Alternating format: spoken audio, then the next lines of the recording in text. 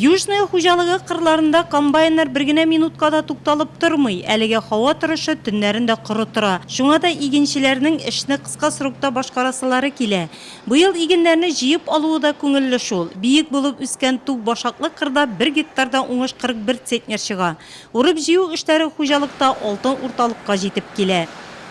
Бүгенге көндә хуҗалыкта безнең бит инде чәчелгән иде 8137 гектарда бер теклек узаклы культуралар. Безнең бөтенләй 9 комбайн.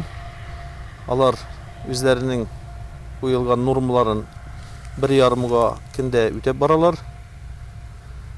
Дәте бер 16-сына, 17-сенә без уракны тәмамларбыз дип ышандырып калам.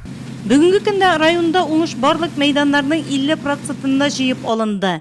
Һәр хуҗалыкта урып җыю эшләре оешкан төстә бара.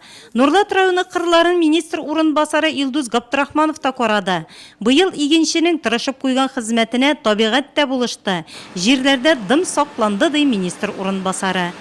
Нурлат җирлегенә килгәндә Нурлат быел безне сөендерә. Үзенең зур уңышы белән без инде Нурлат элекке битонлы уңышлары белән гөрләгән районнарның берсе.